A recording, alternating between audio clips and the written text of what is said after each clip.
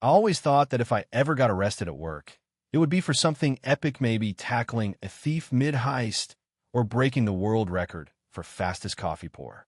Not for refusing free gas to a random woman with a flag bumper sticker and a mouth full of entitlement. But there I was, 9:42 a.m. on a Thursday, standing behind the counter at Dale's Quick Fill, watching a woman scream into her phone that she was being held hostage by a gas station clerk with a dangerous attitude. When the dispatcher asked if she was in danger, Deborah Calloway, bless her theatrics, screeched, "He's denying my human rights," so loud that a guy at the coffee station dropped his cup. That was the beginning of what would become the most absurd day of my entire life. A note scribbled on a clipboard spiraled into a 911 call, a Facebook live stream meltdown, and a full-on local scandal. It started like any other Thursday shift.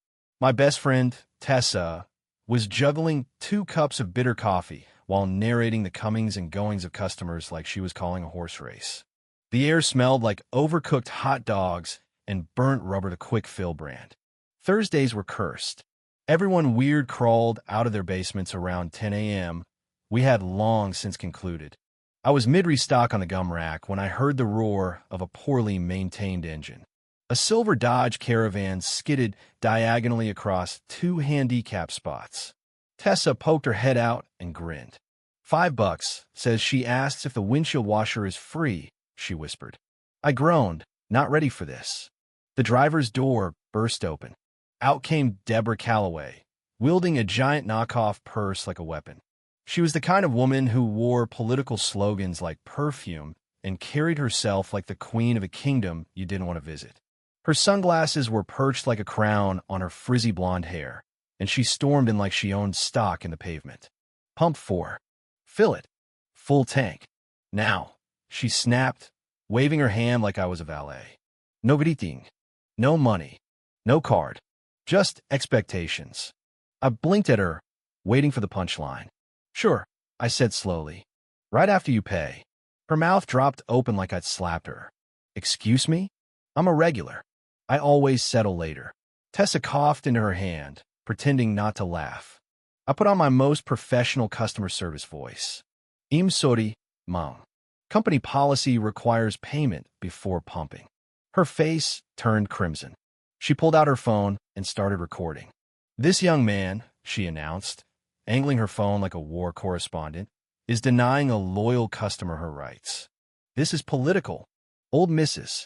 Beecham, who came in daily for scratch-offs and a Diet Coke, leaned on the counter and muttered, discrimination against dumb ain't illegal. Deborah ignored her and shouted, you just made the biggest mistake of your life. Oh, I don't know, Tessa called from the back.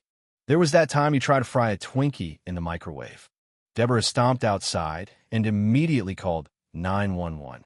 Through the window, we watched her pace and gesture like she was giving TED Talk on oppression. She kept checking to make sure we were watching. $10, says Sheriff Carter shows up and gives her the talk, Tessa said. The talk. The classic Karen sit-down speech, she whispered. Sure enough, within minutes, Sheriff Carter rolled up. A stocky guy with salt and pepper hair and no tolerance for nonsense. He looked like he'd rather be anywhere else. Deborah sprinted to him, sobbing theatrically. He entered the store, nodded at Mrs. Beecham, and gave me a look. Morning, he grumbled. Morning.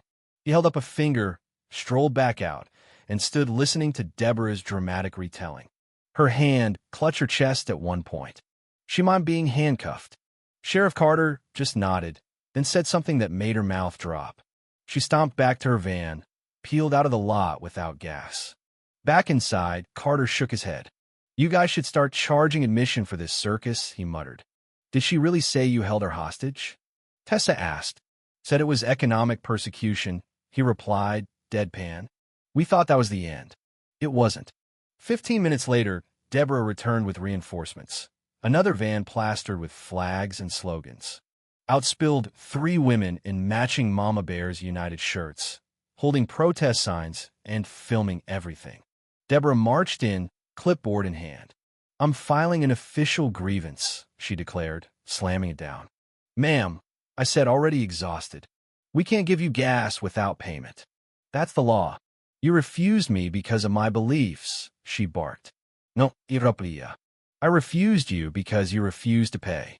She spun around, shouting to her crew. He admitted it. Discrimination. Sheriff Carter showed up again, this time slower, tired. Deborah shoved her phone at him, demanding a citizen's arrest. Did he threaten you? No. Assault you? Hold you against your will? No. Did you pay for gas? I shouldn't have to. Well, Carter sighed. This isn't a civil rights violation. It's you throwing a tantrum. Deborah turned beet red. I'm calling my lawyer. You do that, he said, writing her a citation for misuse of emergency services. We thought it was over again. We were wrong. That night, Deborah uploaded a video titled Gas Station Tyranny. The town Facebook page lit up. Some people praised her.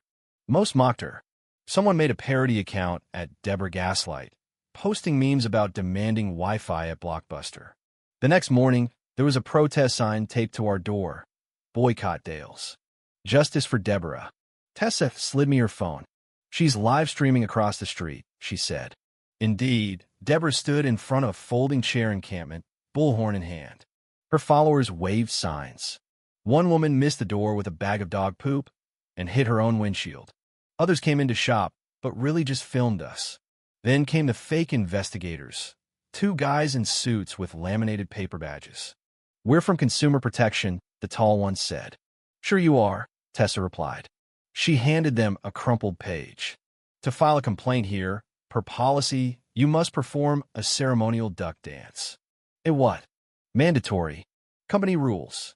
She flapped and quacked. They left in embarrassment. But then Marty showed up. Our boss. Furious. Fix this or you're suspended, he said. I was stunned. Tessa looked like she might throw something. You know, she said quietly, once he was gone, if she wants war, maybe we give it to her. Polite war. I raised an eyebrow. No pranks. Just truth. Let's invite the mayor. You can do that. Small town. I know his niece. By noon, Mayor Caldwell's SUV pulled up. Deborah charged at him mid-speech. She waved her clipboard. He let her finish.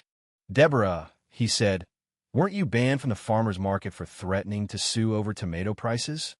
Laughter. And try to cancel the Christmas parade over Santa being government propaganda. More laughter. Then he turned to the crowd. This station's been part of our town for 20 years.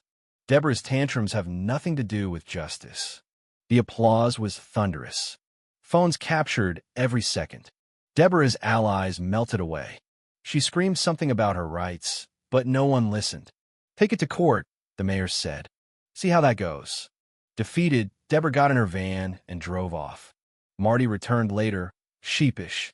Sorry, he mumbled, handing me $50. For the trouble. That night, Tessa and I sat on the curb with sodas. We should do awards, she mused. Best meltdown, best use of a bullhorn.